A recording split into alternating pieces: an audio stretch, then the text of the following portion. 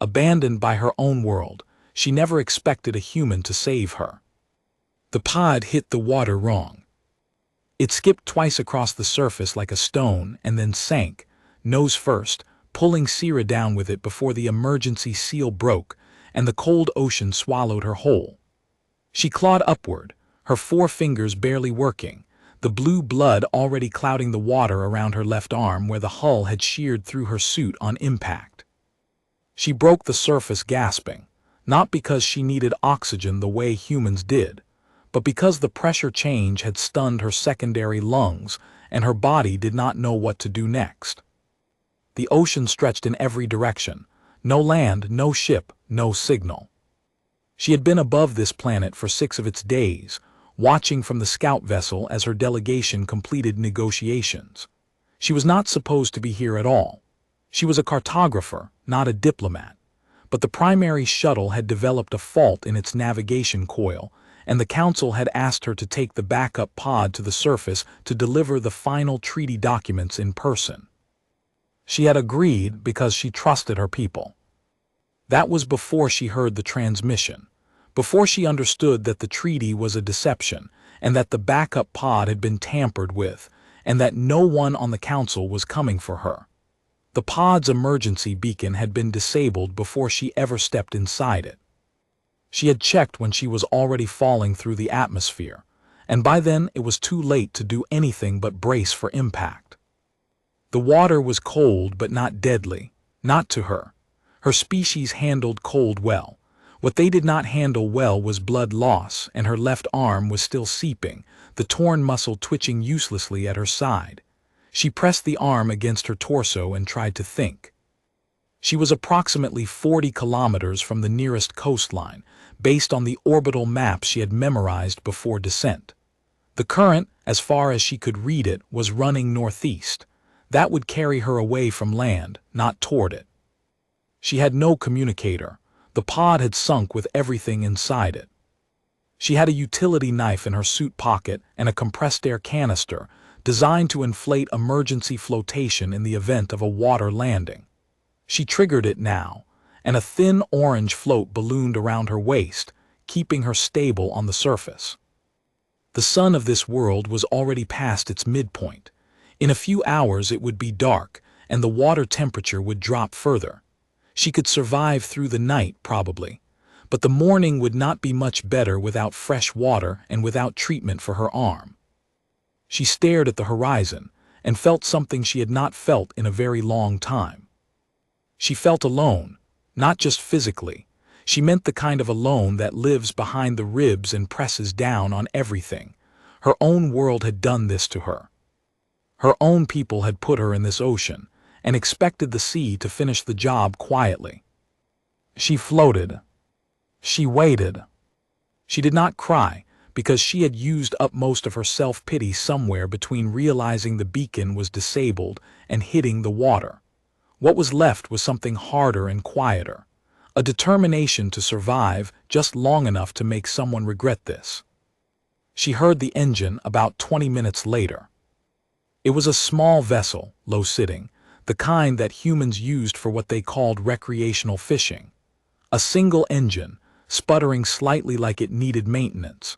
She could see it cutting across the water about half a kilometer to the west, and for a terrible moment it looked like it would pass her completely without changing course.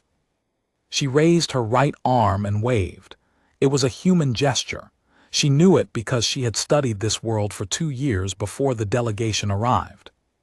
The boat slowed. It turned.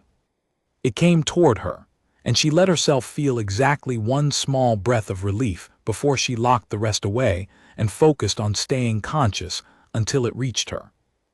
The man at the helm was looking at her the way humans looked at things they could not immediately explain. His face was open and confused and not unkind, and when he cut the engine and leaned over the rail and reached down for her, she grabbed his hand with her good arm and did not let go. He said something. She knew enough of this language to understand it. He said, "I've got you. Hold on." She thought of all the things she had expected this planet to give her. This was not one of them. She thought maybe that is why it matters. The man's name was Cole. Cole Hargrove. He said it twice, first when he pulled her over the rail and she lay on the deck unable to stand, and again when he knelt beside her and got a proper look at her arm and said his name again like he was reminding himself to stay calm. He was in his late 30s, with the kind of tan that came from years outdoors rather than from wanting it. His hands were rough.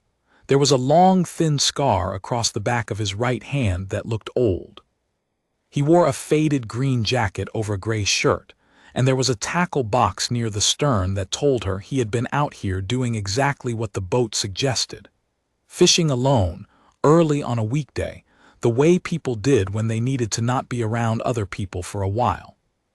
She registered all of this in the first 30 seconds because she was a cartographer and mapping things was what her mind did automatically.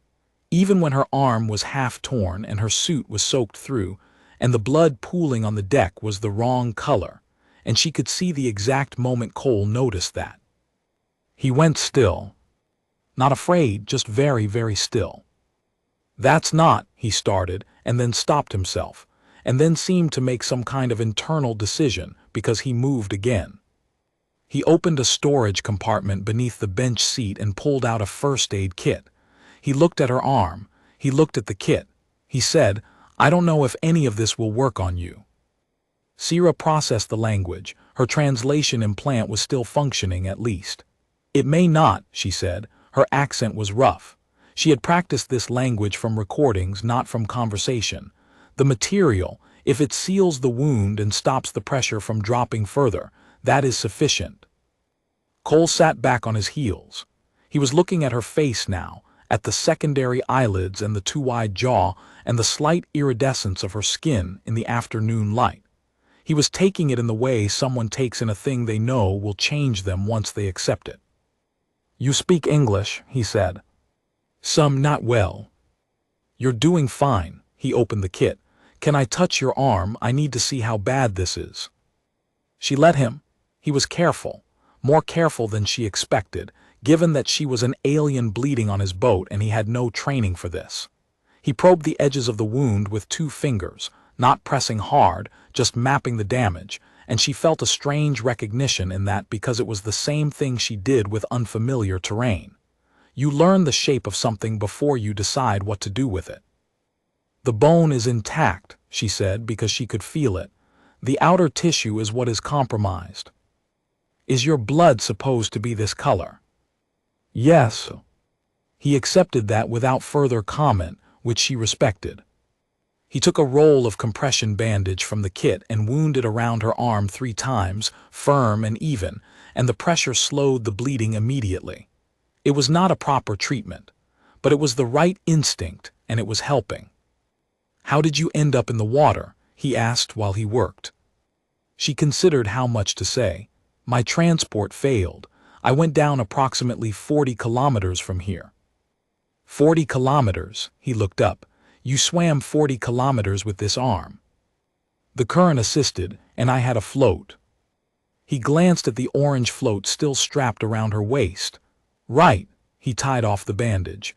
"There's a Coast Guard station about 18 kilometers north. I can take you there." "No," the word came out sharper than she intended. She steadied her voice. "I cannot go there. The people who sent my transport down, they have reach here too, among officials." Cole sat very still again. "Someone tried to kill you." "Yes." He looked at the water. He looked back at her. He rubbed the back of his neck with one hand, the hand with the scar, and she could see him running through the situation in his mind. "Okay," he said, "then we don't go to the Coast Guard station." She had not expected that. She had expected argument or at least more questions. "You believe me? You're sitting on my boat with blue blood on my deck and you fell out of the sky. I think it would be a little ridiculous for me not to believe you." He stood and moved to the helm. "I have a cabin, about 12 kilometers up the coast. It's mine, it's private, and I haven't told anyone I was going there this week. That buys us some time to figure out the next step." Sierra watched him start the engine. She was not accustomed to people who made decisions quickly and without drama. Her own kind deliberated. They convened. They established subcommittees and drafted preliminary positions before taking any action. It was how they had built an interstellar civilization, and also, apparently, how they had learned to dispose of inconvenient cartographers without anyone needing to raise their voice. Cole just pointed the boat north and pushed the throttle forward. "Why are you helping me?" she asked. He thought about it for a moment, not performing thought, actually thinking. "Because you needed help," he said. "And because whoever put you in that water sounds like the kind of people I don't particularly want to be on the same side as." She absorbed that. "Also," he added, glancing back at her with something that was not quite a smile but was in that neighborhood, "I have been fishing this stretch of coast for 11 years, and I have never caught anything this interesting." She did not know the correct response to that, so she said nothing. But something in her chest, just behind the sternum where her people kept what humans would call the heart, did a small and unexpected thing. It loosened. The coastline that came into view as they rounded the headland was low and rocky, and covered in dark pine trees that came almost to the water's edge. There were no other boats. No buildings visible from the water except for one, a single-story structure set back from a small wooden dock, with a light in the window that Cole had left on that morning when he went out. He docked with practiced ease and helped her to her feet, and she was embarrassed by how much she needed the help. Blood loss was affecting her balance, and her secondary lung had not fully recovered from the impact. She moved slowly, and he matched his pace to hers without making anything of it. Inside the cabin it was warm. There was a wood stove already burning low in the corner, a table with charts on it, a shelf of books, a cot against the far wall. It was the home of someone who came here to think, not to impress anyone. Cole cleared a space on the cot and helped her sit. He filled a kettle and put it on the small gas stove, and then stood in the middle of the room, and looked at her with an expression that was something between concerned and focused. "I have antiseptic," he said. "I have suture thread. I have pain medication that I genuinely do not know if it will affect you. And I have a satellite phone that is not registered to me and that only 3 people on this planet know the number for." "Who are those 3 people?" "My brother, a woman named Diane who I went to university with and who now works for a very specific government department that deals with things the government officially does not believe in, and a man named Ruiz who used to be my commanding officer and who I trust with my life." Sierra studied his face. "You have been waiting for something like this." Cole considered that. "I've been ready," he said. "There's a difference." She thought there might not be as much difference as he imagined, but she did not say so. "Call Diane," she said. He picked up the phone. Outside, the pines moved in the wind off the water, and the last of the afternoon light dropped behind the ridge, and the ocean that had almost swallowed her turned dark and quiet, and inside a small warm room on a planet that had not been her destination and was not her home, something that might have been the beginning of a plan started to take shape. 3 days inside the cabin, and Sierra was already moving better. The wound had not responded to Cole's antiseptic or to the suture thread, but it had responded to something unexpected. A poultice that Cole's grandmother had apparently made for livestock injuries on the family farm when he was young, a mixture of dried herbs and mineral clay that he still kept in a tin on the shelf out of habit. It turned out that the mineral compound in the clay matched closely enough to the binding proteins in her blood that her body accepted it as a base for sealing the tissue.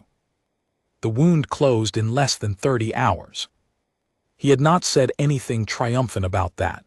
He had simply changed the dressing, noted that it was working, and moved on.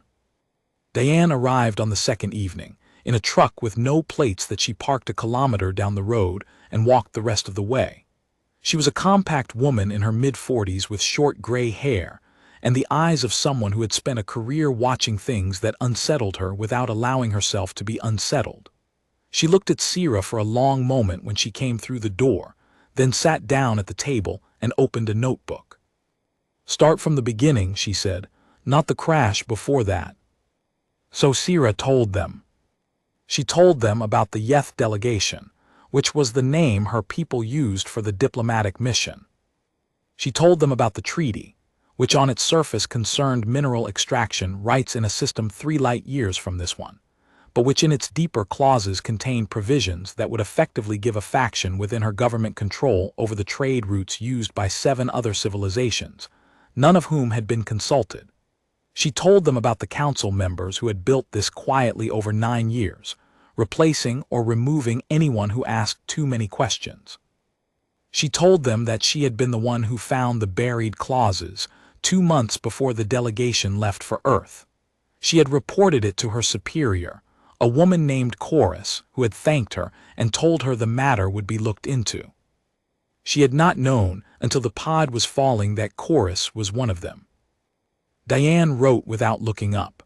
Cole sat across the table with a mug of coffee and listened with the particular quality of attention that Sierra had noticed in him from the beginning. Total, unhurried, and absolutely without judgment. The treaty, Diane said, it was already signed. The final signatures were scheduled for the day I was put in the water, 3 days ago. Sierra paused. By now it is done. Does it have force without the physical documents you were carrying? The documents were a formality. The digital signatures were completed on the orbital platform. The physical copies were for the archive. So they didn't need you dead to complete the treaty, Diane said. They needed you dead to prevent you from talking about what was in it. Yes. Diane tapped her pen against the notebook. How many people on your side know what you know? None now. There was one other, a junior analyst named Pell. He disappeared 10 days before we left. The room was quiet for a moment. Cole set down his mug. The 7 other civilizations in these trade routes, do they know what they've agreed to? They have not agreed to anything yet. The provisions become active in stages. The first stage begins in 40 days. 40 days, Diane repeated. After that, the mechanism is self-sustaining. It would take a formal multi-species legal challenge to undo it, and those take decades. Diane closed her notebook. She looked at Cole. Something passed between them that Sierra could not fully read, some kind of long-standing shorthand between 2 people who had navigated complicated situations together before. I need to make some calls, Diane said. She looked at Sierra. You need to rest. Your arm is better, but you're still running low on whatever passes for blood pressure in your species. Sierra did not argue. That was accurate. She slept on the cot while Diane made calls in the truck outside, and Cole sat at the table and worked through the charts he had spread there, not for navigation, but for something he was building, a network of contacts and options and contingencies laid out like a map. She woke once in the night and he was still there, writing in a notebook of his own. She said, you should sleep. He said in a bit, go back to sleep. She did. In the morning he had a list. 7 names, 4 countries, 2 organizations that existed in the gap between official and unofficial, and 1 contact on a space station that handled communications for a neutral trade relay. Diane had added 3 more names in a different color of ink. This is not enough, Sierra said, looking at the list. Not yet, Cole said, but it's a start and we have 39 days. She looked at him. You are going to help me fight this. He poured 2 mugs of whatever the hot liquid was that he drank in the mornings and put one in front of her, and she had learned by now that the gesture meant something. It meant, yes, and it is already decided and we are moving forward. My government is going to tell you this is outside your concern, she said. They will say humans have no standing in this. They will use words like sovereignty and jurisdiction. They probably will. It does not trouble you. Cole wrapped both hands around his mug. You know what I did before I started coming to this cabin? I was in the military. I spent 12 years watching people in expensive offices make decisions that got people in fields and streets killed, and the reason those decisions kept getting made was that the people making them never had to look anyone in the eye. They just moved pieces on a map. He looked out the window at the gray morning water. I'm not interested in jurisdiction. I'm interested in whether someone tried to bury a thing that was going to hurt a lot of people who didn't know it was coming. Sierra was quiet. And yes, he added, you being the one who found it and them throwing you in the ocean for it. That matters too. She picked up the mug. The liquid was bitter and hot and not especially pleasant, but she drank it because the warmth helped and because she was beginning to understand that drinking it was a kind of participation, a way of being present at the table. She said, what do we do first? Cole pulled the list toward him. They started working. The first problem was verification. Sierra's word alone was not enough. That was not a failing of anyone's trust. It was the simple reality of how these things worked. A single witness without documents was a story. The same witness with documents and corroborating testimony was a case. Cole knew this. He had built enough cases in his previous life to understand the architecture of credible evidence. The documents had gone down with the pod, but the pod had not dissolved. It was sitting on the ocean floor approximately 40 kilometers offshore, and while the water pressure at that depth would have compromised some of the physical materials, the data cores were built to survive far worse. Sierra's people engineered their data storage to withstand atmospheric re-entry. An ocean floor was nothing. The problem was getting to it. Cole knew a man named Tony Abrams who ran a small marine salvage operation out of a port town 3 hours south. Tony owed Cole a favor that was large enough that Cole had never called it in, partly because he was not that kind of person, and partly because the right moment had never presented itself. He called Tony on the satellite phone on the morning of the 4th day. Tony said he could have a submersible in the water within 24 hours if Cole told him exactly where to look. He did not ask what they were looking for. Cole did not tell him.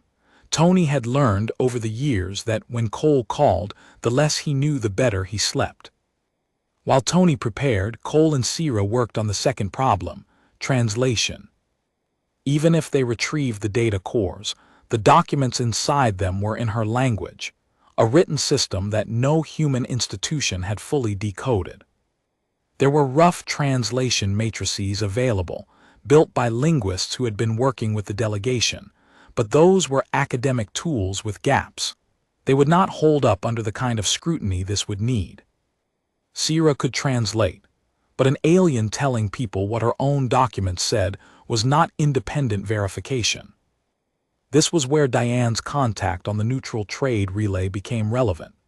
The relay station, designated only as Station Relay 9 in the documents Diane produced, was operated jointly by 3 different species and maintained a permanent staff of translators and arbiters whose function was exactly this: to provide neutral interpretation in cross-species disputes. If Sierra could get her testimony and the document translations certified by the relay station's arbiters, it would carry legal weight in 17 different jurisdictions, including 3 that had signed on to the treaty already. Getting a message to Relay 9 without alerting the Yeth delegation's people was the challenge. The relay had a receiving frequency. Sierra knew it. But transmitting from Earth on that frequency with enough power to reach the relay would require equipment that was not exactly available at a fishing cabin on the coast. Cole called Diane. Diane called Ruiz. Ruiz, it turned out, had a contact at a radio astronomy observatory 2 states over who was willing to loan use of their deep space transmission array for 6 hours on a Thursday night if Cole drove there personally and signed some paperwork that Ruiz had already prepared. Ruiz did not explain how he had prepared paperwork for a situation that had not existed a week ago. Cole did not ask. They drove. Cole and Sierra in the truck Diane had left, taking back roads and staying off the main highways, Sierra in the passenger seat with her arm healing, and her mind working through the exact wording of the message she would need to send. The landscape was different from what she had studied in maps. She had memorized the shapes of this continent from above, the river systems and elevation lines and the spread of urban density. Seeing it from the ground, from road level, surrounded by the specific detail of it, the roadside grasses and the occasional farmhouse, and the way the sky came down to meet the fields at the horizon was entirely different. She found herself staring. Cole noticed because he noticed most things, first time seeing it from the ground. I was only above the surface before, in the shuttle, she paused. Your world is very large when you are inside it. All worlds are, I think. She looked at him. You have not left this one. Not yet. A brief pause. You going to tell me it is not worth it? Or that it is better than I imagine? I do not know what you imagine. Fair point. They drove for a while in comfortable quiet. It is worth it, she said eventually. Space, what is out there, but your world is also worth it. I do not think most of my people understand that. We look at planets like this and we see resources and navigation points and treaty relevance. We stop seeing the ground level. Cole glanced at her. Maybe that is how you end up making the kind of treaty you found. She sat with that. He was right, but the thought carried a weight she was still adjusting to. The idea that something systemic in her own civilization had contributed to what had been done to her and to the other species who did not know what was coming for them yet. When this is over, she said, if it works, I am going to request assignment to a ground-level mapping project. Not orbital, not deep space, ground level on whatever worlds will permit it. That sounds like a good use of a cartographer. The observatory appeared around a bend in the road near midnight, a cluster of white domes on a hilltop with the array behind them pointing at the sky. A young researcher named Gil was waiting at the gate with Ruiz's paperwork, and a nervous expression that improved somewhat when Cole shook his hand and introduced Sierra calmly, as if introducing an alien at midnight to a radio telescope was a thing that happened. Gil showed them to the transmission room. He stood in the doorway while Sierra sat at the console and entered the relay frequency from memory, her good hand moving across the controls with the ease of someone who had spent years with these systems. She knows how to use it, Gil said quietly to Cole. She does, Cole said. Should I be worried about what you are transmitting? The opposite, Cole said. You should probably feel pretty good about it in a few weeks. Sierra composed the message in her own language, careful and precise, including the GPS coordinates of the pod, the timestamp of her ejection, a summary of the treaty provisions, and a formal request for arbitration certification. She appended her identification codes, which were unique and unforgeable, and which would tell the relay station exactly who she was and confirm that the Yeth Council could not have sent this message themselves. She sent it. They waited. The relay at lightspeed delay was not going to respond immediately, but the message was sent, timestamped, and received. The arbiters would read it. They would act on it or they would not, but it was out of her hands now and into a process that the Yeth Council had not anticipated because they had assumed she was at the bottom of the ocean. She sat back from the console. Gil was looking at the ceiling, processing something. Is it always like this? He asked Cole. Cole thought about it. No, he said. Usually it is less interesting. Sierra looked at the array through the window, the great dish tilted toward the sky, toward the space between stars where her message was now moving at the speed of light. She thought about Pell, the junior analyst who had disappeared. She thought about what she was going to say when she eventually faced Chorus and the others. She thought about the ocean and the orange float and a boat engine cutting through the water toward her when there was no reason for it to come. She thought that the universe was very large and sometimes very small, and that the difference often came down to one person making a decision in the right direction. Cole put a hand on her shoulder briefly, not long, just the weight of it, like a notation on a map that says, "You are here, and here is solid ground." She put her hand over his for a moment. Then they got back to work. 22 days after the message was sent, the relay station responded. Sierra received the confirmation on a secure channel that Diane had established through a commercial satellite provider, patched through 3 different relay nodes to prevent tracking. The message was formal and precise, written in the neutral administrative language that the relay used for all official communications, and it said three things.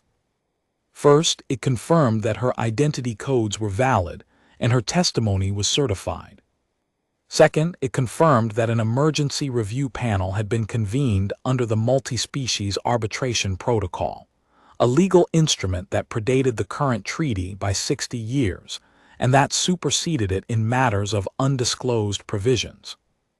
Third, it said that the Yeth Council had been notified, and that representatives from 2 of the 7 affected civilizations had already contacted the panel independently, which meant the arbiters had reached out to them directly, which meant the information was spreading beyond anything the council could now suppress. Sierra read the message 3 times. She was sitting at the table in the cabin. Cole was outside splitting wood, a task he had explained was useful for thinking, and she could hear the clean sound of it through the thin cabin walls, a rhythm like a slow clock. Diane was in the city, running her part of what had now become a coordinated effort involving people in 7 countries and 4 different off-world organizations.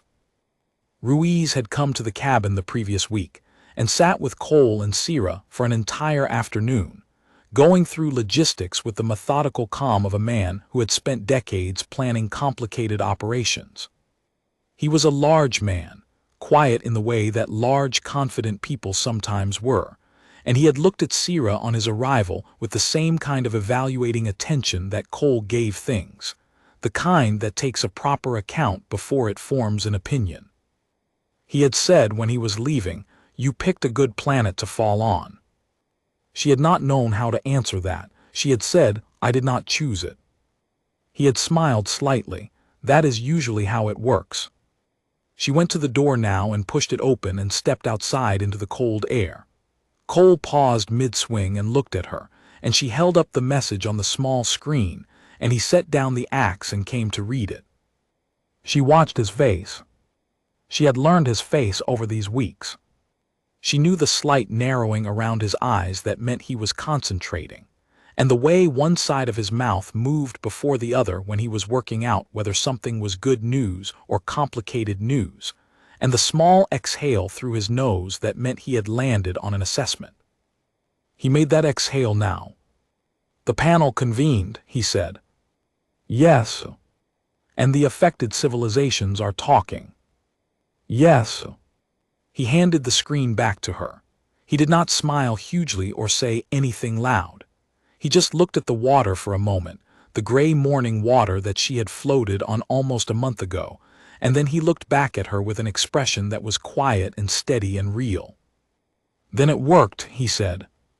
"The first part," she said. "There will be proceedings, it will take time. The council will contest everything.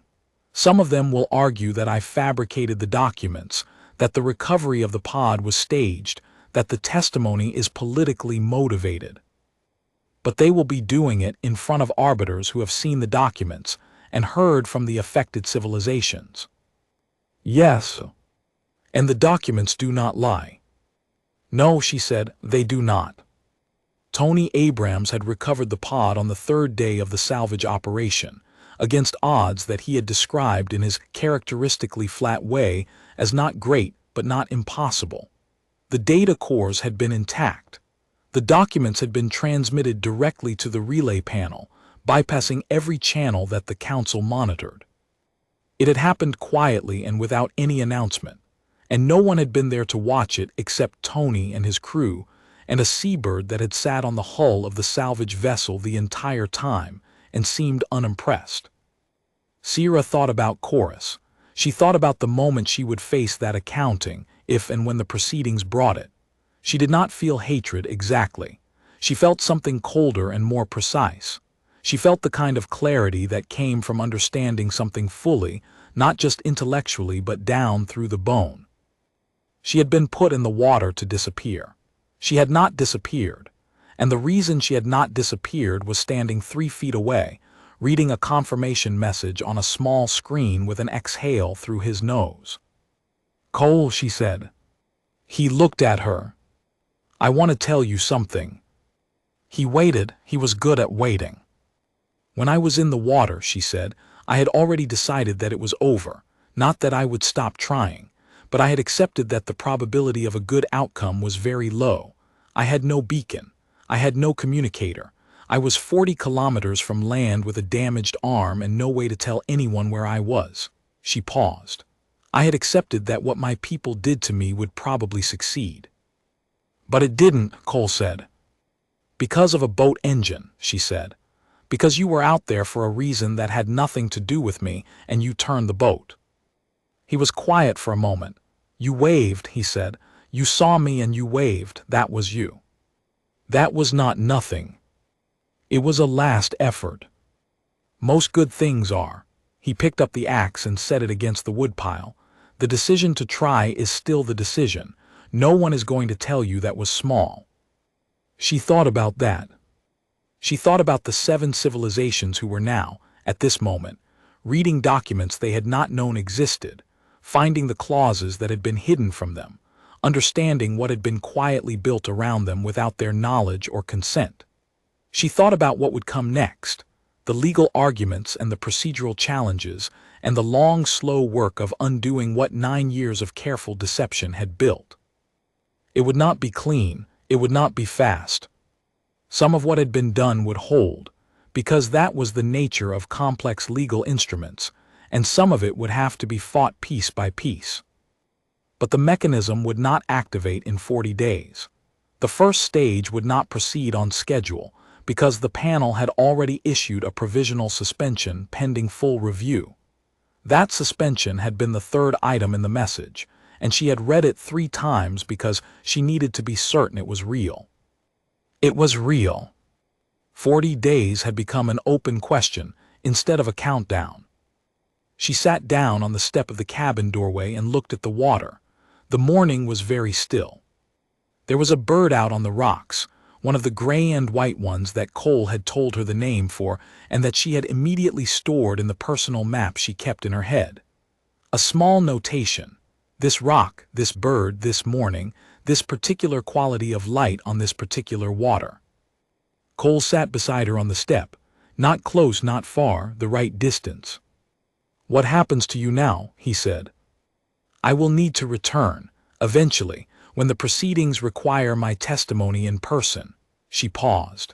There are also people on my world who were not part of what the council did, people who did not know. When this becomes public, they will need information. They will need someone who can speak to what happened from inside it. That's a hard position to stand in. Yes, she was quiet for a moment. But I have been a cartographer for 16 years. I know how to map difficult terrain. You find the stable ground and you mark it clearly and you work from there. Cole looked at the water. That is a good way to do most things. She looked at him. He was looking at the horizon with that particular expression of his, the one she had catalogued early on and could not quite classify, the one that was something between watchful and at peace. She said, will you come? When the proceedings happen, I know it is not your world. I know you have no standing in it. He turned to look at her. I was told I had no standing in yours, he said. You had standing in mine before I did, she said quietly. I was floating in the ocean. You were the one with the boat. He was quiet. Then he said, when do we leave? She felt it again. That thing behind the sternum, in the place her people kept what humans would call the heart. That loosening. That small and unexpected warmth that she had felt the first day on the boat when he had said, I've got you, and she had understood that he meant it without conditions or calculation or anything resembling a hidden clause. Just I've got you. She thought that was perhaps the most alien thing about humans that she had ever encountered, and the most remarkable. The way they could turn a boat towards something they did not understand and reach down and hold on. She thought she would spend a very long time thinking about that, mapping it from every angle, trying to understand the contours of it. She looked at the water, where she had floated and nearly given up, and then she looked at the man sitting beside her who had turned a boat. Soon, she said. The morning held them there a little longer, on the step of the cabin, the bird on the rocks in the gray water, and the sky beginning to open up towards something clearer and wider than it had been at dawn. Then they went inside to finish the work. And